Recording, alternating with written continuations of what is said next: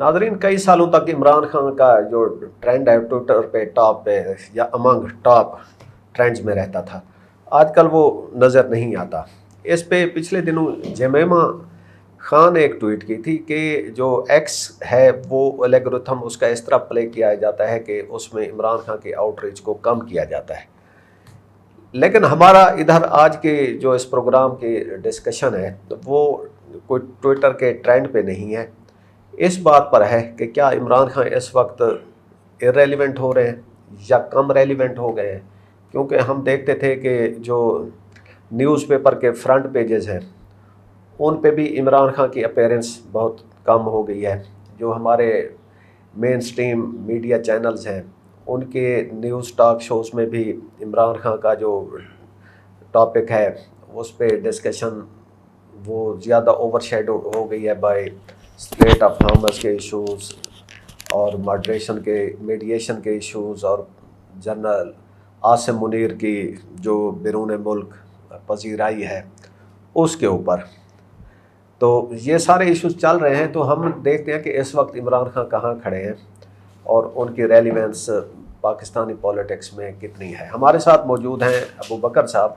अबू बकर साहब लाहौर के बहुत मशहूर जर्नलिस्ट हैं, आजकल एक international media outlet Tashkent news के साथ हैं, इससे पहले पाकिस्तान के मेन स्ट्रीम जो न्यूज़ चैनल हैं उनके साथ वाबस्ता रहे हैं। प्रोग्राम में खुश आमदीद अबू बकर साहब। Thank you. तो इमरान खान साहब इस वक्त कहाँ खड़े हैं?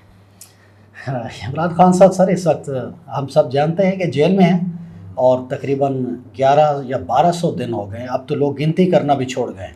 सच बात यह है, छोड़ गए हाँ, कि अब कितने दिन हो गए उन्हें मसलसल जेल में रखे हुए।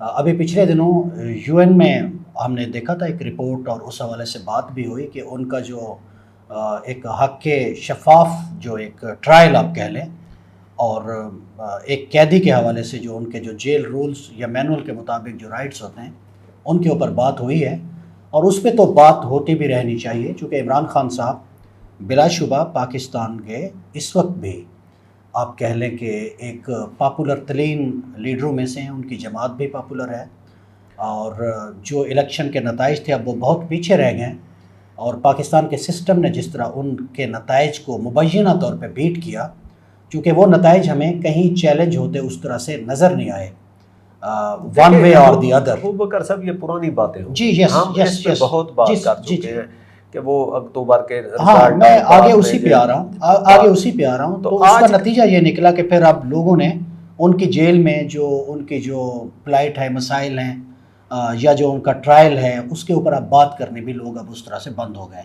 अब कह लें कि लोग थोड़ा इरेलीवेंट फील करते हैं। पूरे निज़ाम ने भी लोगों को एक तरह से इरेलीवेंट करने या दीवार से धकेलने की तरफ जो रवैया था, वक्ती तौर पर तो पूरे सिस्टम को उसमें कामयाबी मिल चुकी है। लेकिन अब जो बात है कि इमरान खान साहब इस वक्त कहाँ खड़े हैं, तो वो खड़े हैं कि इस मुल्क ने अगर इसकी इकॉनमी ने टेक ऑफ करना है तो फिर इसने फैसला करना है कि इमरान खान साहब का अब क्या होगा, उनकी जमात का क्या होगा और मुस्तकबिल की पॉलिटिक्स क्या होगी। जब इमरान खान साहब खुद थे तो उस वक्त भी ऐसी ही थी, वो कुछ फैसले ले रहे थे, उन फैसलों का जो रिज़ल्ट है वो आता है कोई आफ्टर 4 और 5 ईयर्स। जी, तो उनको कोविड आ गया और तो इमरान खान की कोई जो इकनॉमिक कोई लैंडमार्क किस्म की पॉलिसी के असरात के लोगों के जहन में वो तो नहीं है। हम तो चलते हैं मारूजी हालात के साथ, के उधर जंग अफ़गानिस्तान में जंग है तो हम उसमें अपना चांस देखते हैं, ईरान में जंग होगी तो उसमें हम अपना चांस देखेंगे। अब तो वो चांस पे नहीं बन रहा ना सर।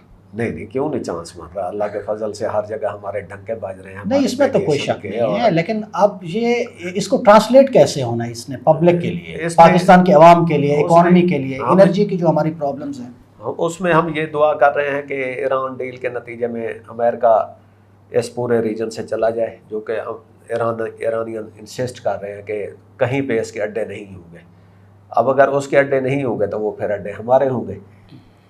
जब अड्डे हमारे हो जाएंगे तो देखें, ख्वाहिश आपने जुमला इस्तेमाल किया कि हम दुआ कर रहे हैं। दुआ और ख्वाहिश तो स्ट्रेटजी नहीं होती। बहरहाल ये ठीक है, वो आपको रखने का हक हासिल है।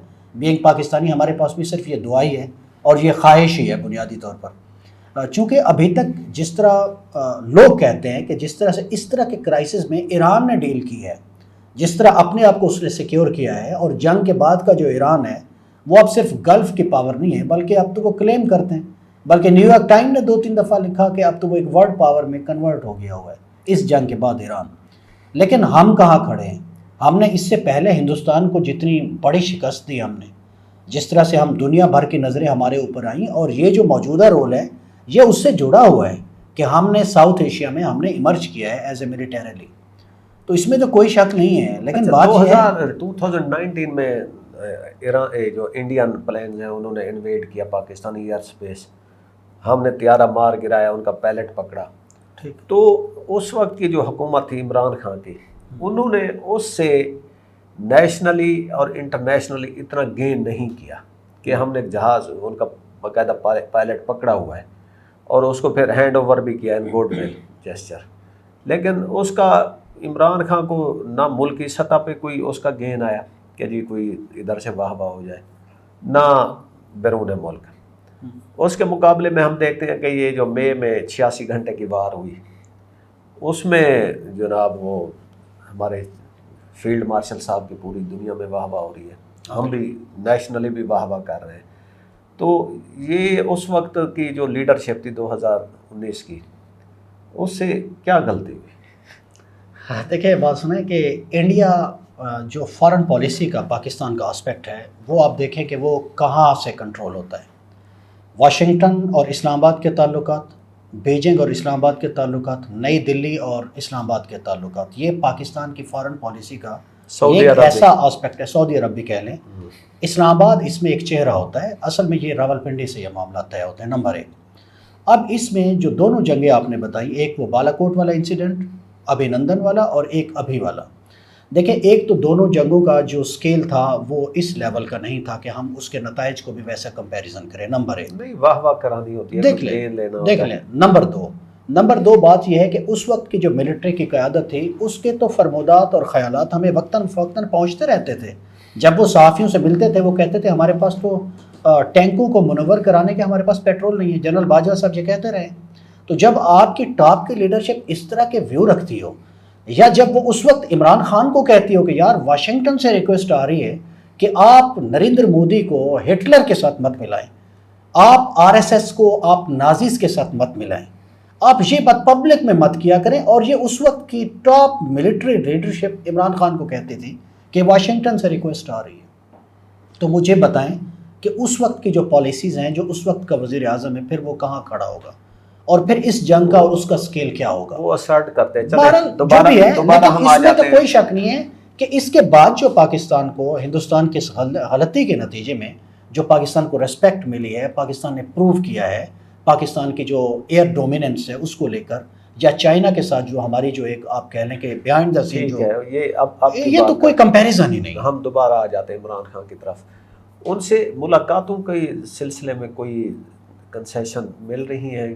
ہم اب کنسیشن ہی کہہ سکتے ہیں، ابھی تک تو نہیں ہے سر، ابھی تک تو ایسا کچھ بھی نہیں ہے۔ ایک تو یہ ہے کہ ان کی پارٹی اس طرح سے آرگنائز رہی نہیں ہے، جو دباؤ جو سویلین لوگوں نے یا جو وہاں کی حکومت نے بیٹھ کے جو صوبے میں ہے ان کی KP سے وہاں سے بیٹھ کے جو امپیکٹ کریٹ ہونا ہے وہ اب اس لیول کا رہا نہیں ہے، نمبر 1۔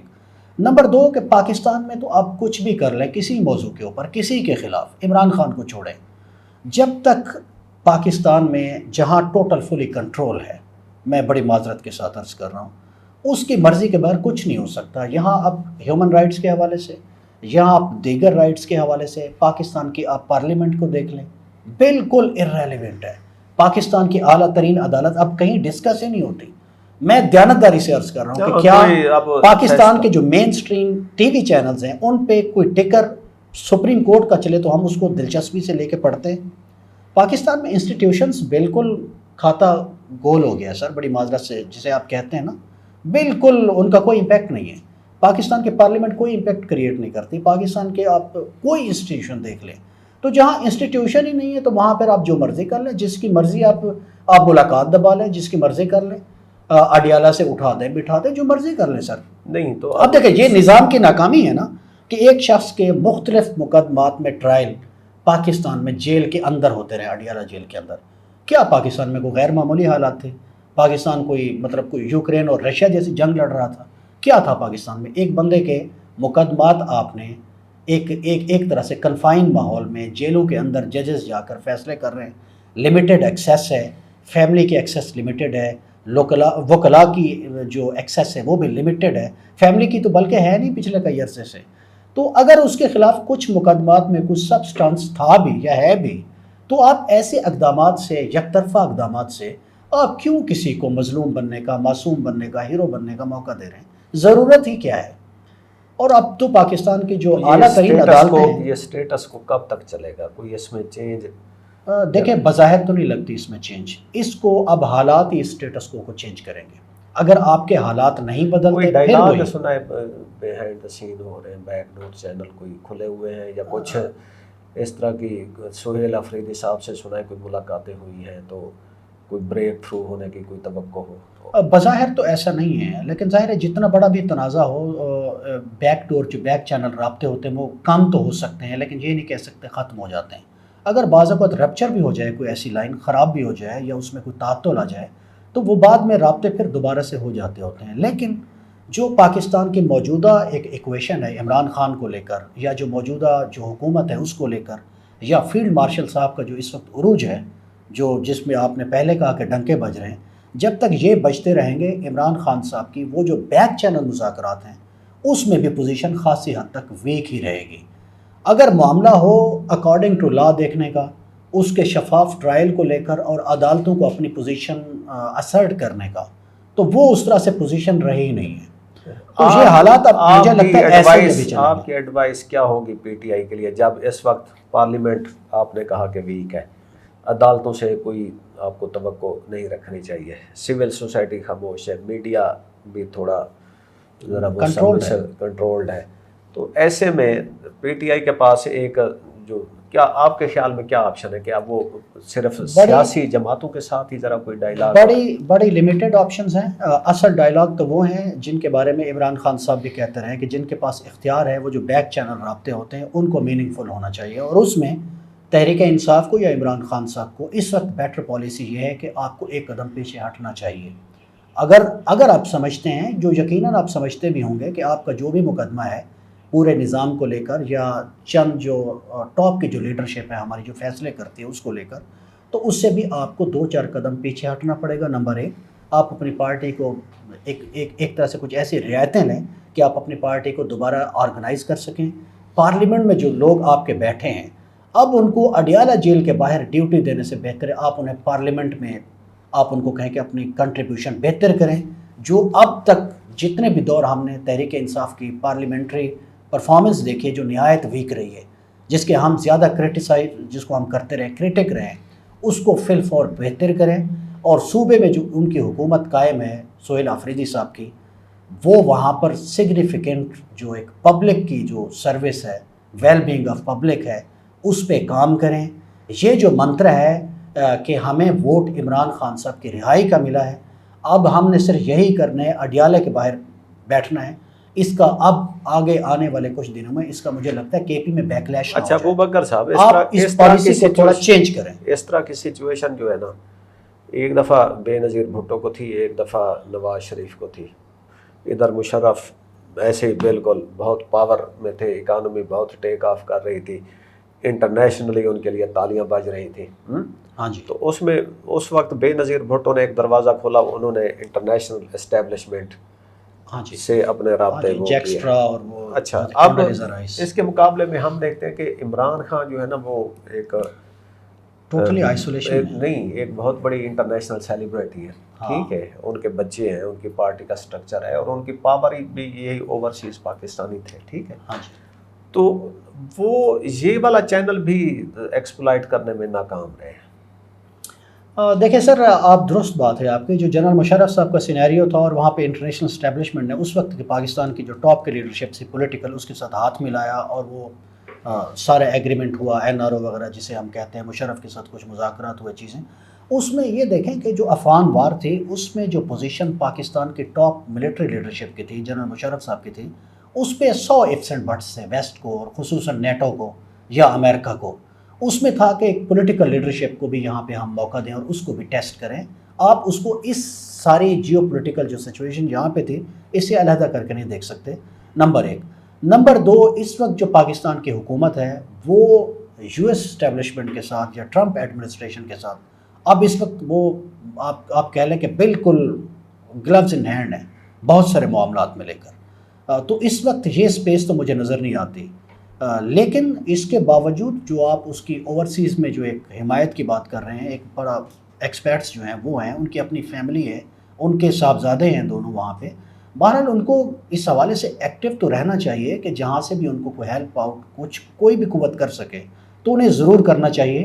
دونوں طرف سے یہ آپشنز جو ہیں تحریک انصاف کو ٹیپ کرنا چاہیے، لوکلی بھی اور انٹرنیشنلی بھی۔ لوکلی آپ کیا ایڈوائز کریں گے کہ لوکلی وہ کن پلیئرز کو زیادہ کنسنٹریٹ کریں کہ جن کے ساتھ کوئی بات چیت کر کے کوئی بریک تھرو؟ دونوں طرف مذاکرات ہونے چاہیے، بیک چینل بھی ہونے چاہیے اسٹیبلشمنٹ کے ساتھ، جس لیول پہ بھی آپ جا سکتے ہیں، اور پولیٹیکلی بھی جس لیول پہ بھی حکومت آپ کو کہے، کم از کم حکومت کا یہ آرگیومنٹ جو ہے اس کو تو ختم ہونا چاہیے نا، کہ یہ ہمارے ساتھ مذاکرات ہی نہیں کرتے، ہمارے ساتھ بیٹھ کے بات ہی نہیں کرتے۔ آپ کے پولیٹیکل فیسز جو ہیں وہ حکومت کے ساتھ انگیج رہنا چاہیے، پارلیمنٹ کے فورم پہ آپ واپس جائیں، جتنی پارٹیسپیشن دے سکتے ہیں، جیسے بھی پارلیمنٹ ہے اس وقت آپ اس کو بہتر کریں، صوبے میں اپنی گورننس کو مزید بہتر کریں، اور آپ بیک چینل جو مذاکرات ہیں اس میں کوئی آپ ڈیفائننگ آپ اس میں سے کچھ نکالنے کی کچھ کوشش کریں جو فیصلہ کن ہو ان کے لیے اور پاکستان کے لیے بھی، تو اس سے زیادہ کیا ہو سکتا ہے۔ تو ناظرین، آج کے اس پروگرام میں ہم نے کافی سارے آپشنز ڈسکس کیے ہیں، امید ہے پی ٹی آئی کی لیڈرشپ ان کو سنے گی، لیکن ساتھ ساتھ ہم دوسری سائڈ سے بھی گزارش کرتے ہیں کہ کب تک یہ پولیٹیکل انسرٹنٹیز کے دور میں ہم رہیں گے۔ دنیا بہت آگے جا رہی ہے، تو ہمیں بھی اس وقت اپنے جو پولیٹیکل ڈفرینسز ہیں ان کو تھوڑی دیر کے لیے ایک طرف رکھ کر پاکستان کا سوچنا چاہیے۔ اسی بات کے ساتھ ہمیں اجازت دیجیے، خدا حافظ۔